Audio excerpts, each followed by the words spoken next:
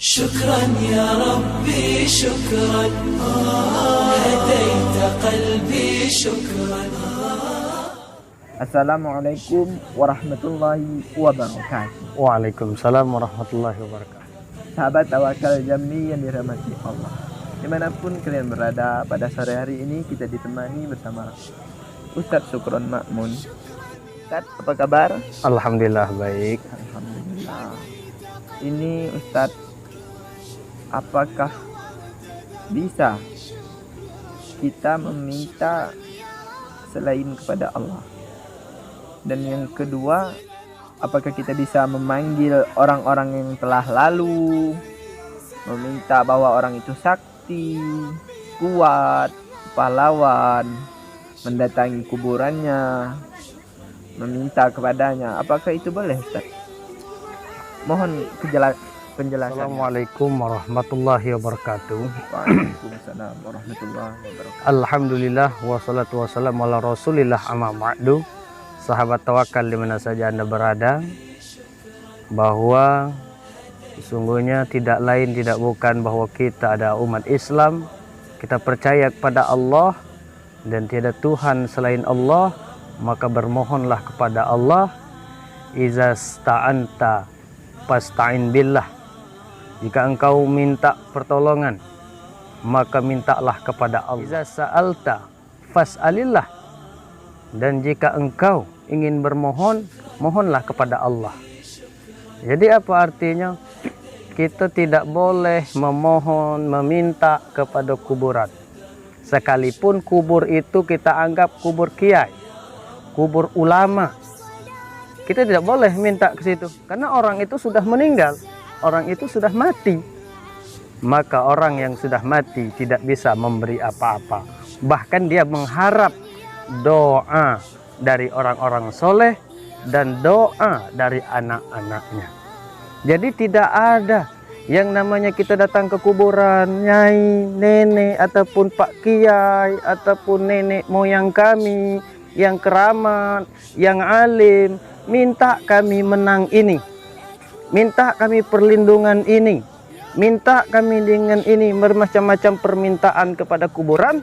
Itu sangat salah, tidak dibenarkan. Karena kita memohon dan meminta tidak lain tidak bukan hanyalah kepada Allah. Karena siapa yang memberi rezeki, siapa yang memberi kekuatan, siapa yang memberi kesehatan, tidak lain tidak bukan hanyalah Allah. Bukan berarti kita datang ke kubur keramat minta sehatkan anak kami, wahai ini. Datang ke kubur keramat mintalah kami gini-gini. Itu jangan dibuat. Sekali lagi, jangan sekali-kali kita berbuat seperti itu, karena itu mendatangkan musyrik. Beda dengan kita bertawasul. Misalnya, ya Allah ya Tuhan kami, dengan sedekah ini maka berikanlah kelapangan pada kami. Contoh di dalam kitab Riyadhus Shalihin, ketika ada 3 orang yang terkurung dalam suatu gua, lalu dia bermohon, ya Allah, dengan amalku, dengan sedekahku ya Allah, maka aku mohon pada engkau ya Allah, bukakanlah batu yang menutup gua ini. Maka terbukalah sedikit. Itu contoh bertawasul kepada amal baik. Bagaimana kita bertawasul dengan orang yang alim? Ya Allah ya Tuhanku, dengan kemuliaannya Rasulullah, dengan kemuliaannya Nabi Muhammad SAW, maka berikanlah kami kelapangan, kemurahan. Ingat, jangan sekali-kali kita bermohon ataupun meminta kepada orang yang sudah mati. Kemudian yang kedua, yaitu apakah bisa? Apakah bisa memanggil orang yang sudah meninggal? Ketika orang itu sudah meninggal, maka ruh terbagi 2. Yang baik dia di Illiyin, yang buruk dia di Sijjin. Jadi bagaimana orang-orang yang datang kesurupan, masuk dia ke dalam kambing, masuk dia ke binatang-binatang, masuk dia ke manusia, dia berkata, aku adalah Senu, aku adalah orang keramat, aku adalah Kiai Senu. Itu bukan orang yang keramat, itulah yang disebut jin qorib. Jin yang ketika kita lahir dia bersama kita. Misal saya Sukron Ma'mun, lahir, kemudian ada jin, setiap kita punya jin yang dinamakan jin qorib. Ketika kita mati, jin itu tidak mati. Maka jin itu kalau seandainya saya ada orang kesurupan, dia mengaku, ini saya Sukron Ma'mun. Apa benar kau Sukron Ma'mun? Benar. Kalau memang kau Sukron Ma'mun, bagaimana? Coba kau ceritakan, kemarin kau duduk dengan siapa? Lalu dia kata, iya, saya duduk dengan Senu, saya bercerita dengan, wah betul banget. Karena jin qorib itu, dia selalu ada bersama kita. Dia terus menurut kita. Tetapi ketika dia meninggal, ketika kita meninggal, dia tidak meninggal. Maka jin yang itulah yang dianggap oleh orang-orang keramat. Ingat, yang datang kesurupan, mengaku orang alim, mengaku Senu, itu bukanlah orang yang keramat tadi, bukan pula orang yang alim tadi, bukan pula nenek moyang kita yang sudah mati, tetapi itu adalah jin. Maka dari itu jangan percaya. Tapi kok dia bisa mengetahui semua sejarah-sejarah?